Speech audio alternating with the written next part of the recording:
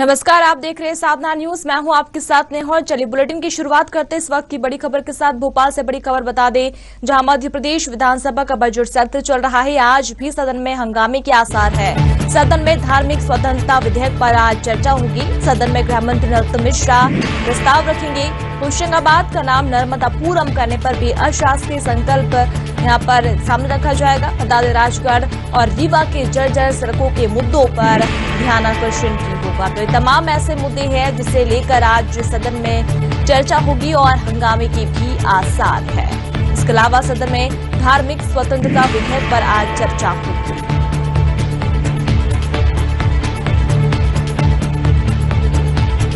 मध्य प्रदेश विधानसभा का बजट सत्र चल रहा है और आज भी सदन में हंगामे के आसार है। कई मुद्दे हैं जिस पर लेकर आज हंगामा हो सकता है। सदन में धार्मिक स्वतंत्रता विधेयक पर भी आज चर्चा होगी। सदन में गृह मंत्री नरोत्तम मिश्रा ये प्रस्ताव रखेंगे। इसके अलावा होशंगाबाद का नाम नर्मदापुरम करने पर भी अशासकीय संकल्प आज यहां सदन में रखा जाएगा। राजगढ़ रीवा की जर्जर सड़कों के मुद्दों पर भी ध्यान आकर्षण होगा।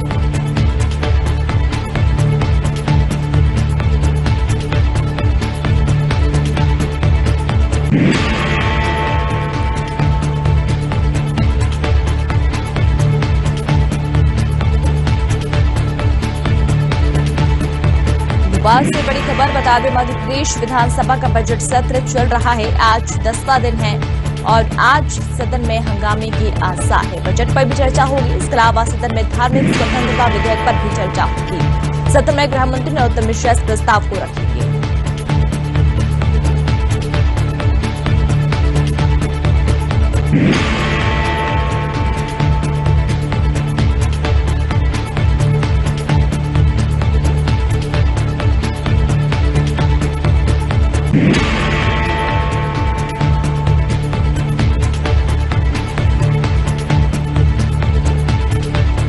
सदन में धार्मिक स्वतंत्रता विधेयक पर चर्चा होगी।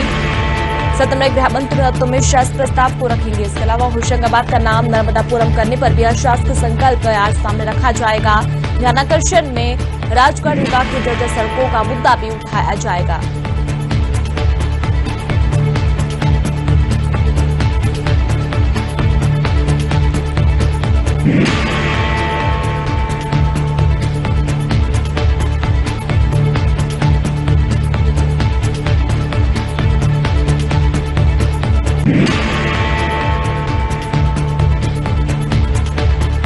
मध्य प्रदेश विधानसभा का बजट सत्र चल रहा है।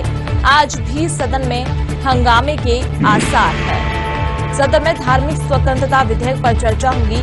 सदन में गृह मंत्री नरोत्तम मिश्रा इस प्रस्ताव को रखेंगे। इसके अलावा होशंगाबाद का नाम नर्मदापुरम करने पर भी चर्चा होगी और बजट पर भी आज चर्चा होगी।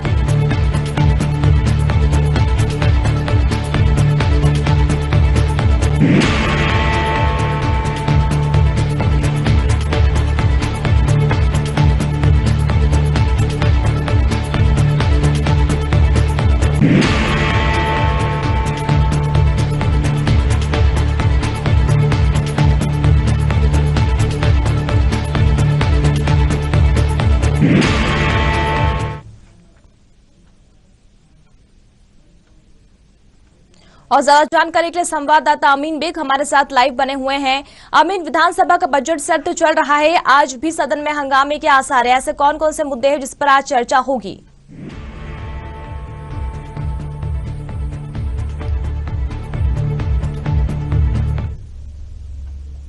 चौहान जो सांसद थे खंडवा से, उनको श्रद्धांजलि दी जाएगी। बाकायदा जो रैली है उसके अंदर उनका जिक्र है।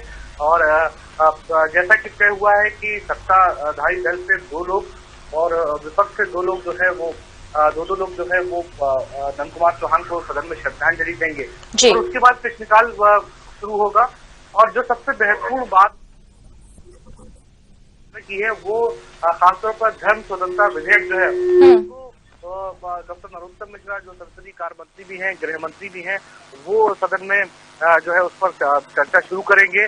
और उसके बाद धर्म स्वतंत्रता विधेयक को पर जो है चर्चा शुरू होगी। सत्ता पक्ष और विपक्ष दोनों लोग जो है उस पर अपनी अपनी बात रखेंगे और उसके बाद जो उम्मीद की जा रही है कि ये पास हो जाएगा। लेकिन इसको लेकर कांग्रेस ने रणनीति बनाई हुई है कि धर्म स्वतंत्रता विधेयक को लेकर सरकार को पर सवाल खड़े करना है और इसमें जो पॉइंट्स हैं उन पॉइंट्स को लेकर सरकार से जवाब तलब करना है। तो मुझे लगता है कि इसको लेकर विपक्ष सदन में हंगामा कर सकता है। और इसके अलावा जो दूसरा एक बड़ा जो मुद्दा है वो है जो होशंगाबाद है उसके नाम को बदलने को लेकर भी जो है आज विधानसभा में चर्चा होगी। नर्मदापुरम नाम रखने को लेकर जो है सदन में एक प्रस्ताव लाया गया है और जाहिर सी बात है कि उसको लेकर भी कांग्रेस हंगामा कर सकती है। तो ये दो ऐसे मुद्दे हैं जिनको लेकर कांग्रेस ने रणनीति तैयार कर रखी है, जो हमारे सूत्र बता रहे हैं कि कांग्रेस इन विषयों को लेकर सदन में सरकार से सवाल करेगी। हालांकि कल हमने देखा था कि कल जो है अवैध उत्खनन को लेकर खूब हंगामा किया गया था। आरिफ अकील ने जो है सवाल लगाया था और पूछा था कि कितने कार्रवाइयां जो है की गई थी और कल वॉकआउट भी हुआ था। लेकिन आज जो है स्थितियां स्पष्ट है कि ये दो मुद्दे तो सरकार को घेरने के लिए कांग्रेस ने बनाए हैं, लेकिन इसके अलावा जो है महंगाई का जो मुद्दा है उसको लेकर भी जो है लगातार कांग्रेस सरकार को घेर रही है। और आज भी जो है प्रश्नकाल के बाद यही उम्मीद की जाती है कि कांग्रेस जो है वो सरकार पर दबाव बनाने की कोशिश करेगी ताकि वेट और पेट्रोल जो है उसके जरिए नगरीय निकाय चुनाव में जाया जाए। ये बताया जाए कि हमने सदन में खूब सवाल खड़े किए, हमने सदन में खूब हंगामा किया इसको लेकर, लेकिन सरकार पीछे नहीं हटी। जी बिल्कुल अमीन, लेकिन कहीं ना कहीं देखें तो भारतीय जनता पार्टी का एजेंडा ये जरूर है कि धर्मांतरण हो या न हो, लेकिन नामांतरण जरूर हो जाए। देखिए बिल्कुल कोशिश तो यही है और मुझे लगता है कि इसमें जरूर सफल रहेगी बीजेपी, क्योंकि हमने देखा था कि मुख्यमंत्री जब नर्मदा जयंती पर जब नर्मदापुरम गए थे तभी उन्होंने इसकी घोषणा कर दी थी कि इसका नाम होशंगाबाद से बदलकर जो है इसको नर्मदापुरम किया जाए और उसको अमली जामा पहनाने के लिए फिर उसके प्रस्ताव को आज विधानसभा में लाया गया है। ऐसा नहीं है कि ये एक ही नाम हो, बल्कि इसके अलावा भी कई और नामों पर जो है आने वाले दिनों में हमें चर्चा देखने को मिल सकती है। खासतौर पर हलाली जो डैम है उसको लेकर हमने पिछले दिनों देखा था कि उमा भारती ने पत्र लिखा था और कहा था कि ये हलाली जो डैम है ये इसका नाम ऐसा नहीं होना चाहिए, इसका नाम बदलकर दूसरा नाम किया जाना चाहिए था। तो इसके बाद और भी जो नामकरण है वो हमको देखने को मिलेगी। लेकिन आज की बात अगर कर ली जाए तो ये बात सही है कि धर्मांतरण को लेकर सहमति बने या नहीं बने, लेकिन नामांतरण को लेकर मुझे लगता है कि हंगामा जरूर होगा, लेकिन सहमति जरूर बन जाएगी। जी आमिर, इसके अलावा ऐसे कौन से मुद्दे हैं जो आज गूंज सकते हैं सदन में?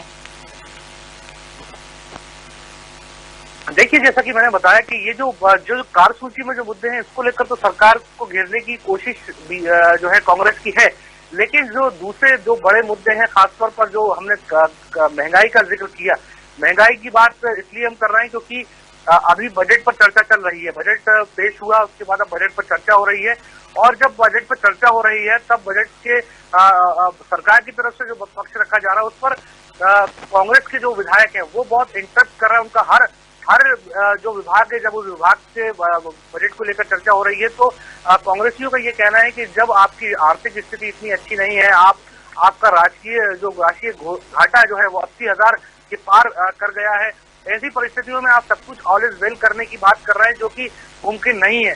और जैसा कि हमारे पास जानकारी है कि जो मार्च 2020 है वो मार्च 2020 की अगर बात कर ली जाए, जो आंकड़ा वित्त का जो आया था उसमें तकरीबन 1,90,000 करोड़ के आसपास सरकार के ऊपर कर्ज है। ऐसे में अगर 20 और 21 को देख लिया जाए तो ये 2 लाख करोड़ के ऊपर पहुंच जाता है। और जो सरकार का अनुमान है, सरकार को जो लगता है कि वो 21 और 22 में जो है तकरीबन 50,000 करोड़ से ज्यादा का कर्ज ले सकती है।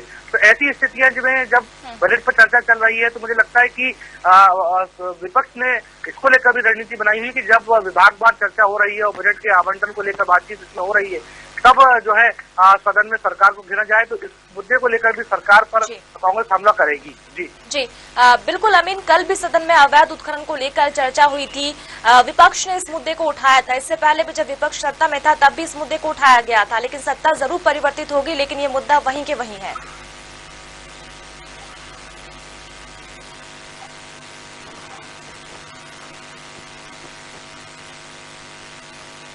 जी अमीन, आप हमें सुन पा रहे हैं? जी नहीं, सवाल दोहराया आपका। जी अमीन, कल सदन में अवैध उत्खनन का मुद्दा गूंजा था, विपक्ष ने इस मुद्दे को उठाया था। इससे पहले भी ये मुद्दा ऐसा है जो इससे पहले भी सदन में रखा जा चुका है। सत्ता जरूर परिवर्तित हो गई है, लेकिन ये मुद्दा वहीं के वहीं है, अवैध उत्खनन। देखिए नेहा, अवैध उत्खनन की बात कोई नई नहीं है, बल्कि अगर हम बात करें तो सालों से ये मुद्दा रहा है, लेकिन इसमें कोई हल नजर नहीं आया। जिसकी भी सरकारें रही हैं उसने कहीं ना कहीं उसके संरक्षण में ये आरोप लगते रहे कि अवैध उत्खनन होता रहा है। 15 महीने की कमलनाथ सरकार रही है, उससे पहले शिवराज सरकार थी, या फिर अब शिवराज सरकार है, तो हर सरकारों में अवैध उत्खनन को लेकर आरोप लगते रहे। कल हमने देखा कि आरिफ अकील जो कांग्रेस के विधायक हैं, उन्होंने ये मुद्दा उठाया। उन्होंने कहा कि ये बताएं सरकार की कितनी कार्रवाइयां की गई हैं, क्या क्या जब्ती की गई और क्या कुछ हुआ, ये हमको डिटेल में दिया जाए। इसके अलावा गोविंद सिंह जो लाहौर से विधायक हैं, उन्होंने अपने क्षेत्र का मामला रखा। उन्होंने कहा कि सरकार बताए कि भिंड में आसपास के इलाकों में किस तरीके किन किन लोगों को जो है जमीनें आवंटन की गई हैं जो खुदाई के लिए।